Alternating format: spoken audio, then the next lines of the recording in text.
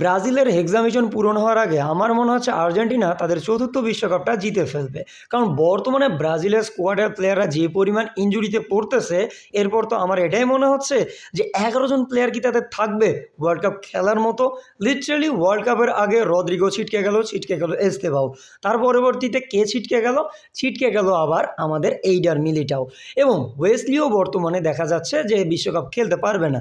মানে তাদের যে প্লেয়ারগুলো বর্তমানে ওয়ার্ল্ড কাপটাকে মাতিয়ে রাখতে পারতো, সেই প্লেয়ার বর্তমানে ওয়ার্ল্ড কাপ খেলতেই পারতেছে না।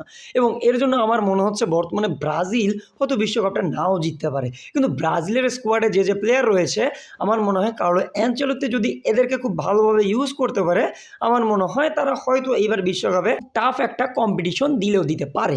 তাহলে তাদের স্কোয়াডে কারা কারা থাকতেছে, যদি ডিফেন্স পজিশনে দেখেন তাহলে দেখবেন Gabriel one of the best defender, তার সাথে সাথে থাকতেছে বর্তমানে চ্যাম্পিয়ন্স লিগ চ্যাম্পিয়ন মার্কিউনোস। কিন্তু ফুলব্যাক পজিশন তাদের পুরোপুরি ফাঁকা। ফুলব্যাক পজিশনে বর্তমানে তাদের যারা খেলতেছে তারা ওইভাবে প্রুভেন ফুলব্যাক না। মানে ফুলব্যাক পজিশনে তাদের যে অপশনগুলো ছিল বর্তমানে তারা সবাই ইনজুরিতে পড়েছে, এবং যাদেরকে বর্তমানে ব্রাজিল চেষ্টা করতেছে খেলানোর তারা অ্যাকচুয়ালি সেন্টার ব্যাক, তারা ওইভাবে ফুলব্যাক হিসেবে খেলেনি লাস্ট 2-3 বছর হইল। তো বোঝাই যাচ্ছে বর্তমানে ডিফেন্স লাইন বর্তমানে ব্রাজিলের অনেক বেশি উইক।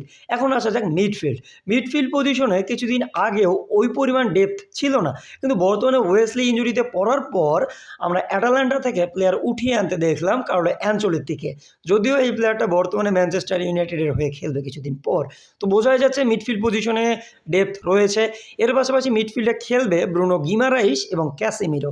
কিন্তু গত ম্যাচটাতে আমরা ক্যাসেমিরোর পারফরমেন্স ওইভাবে দেখিনি বা ভালো পারফরমেন্স করতে দেখিনি।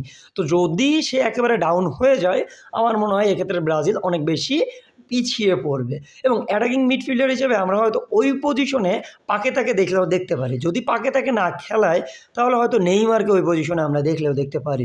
এবং অ্যাটাক পজিশনে আমার মনে হয় ব্রাজিলের অনেকগুলো প্লেয়ারই রয়েছে।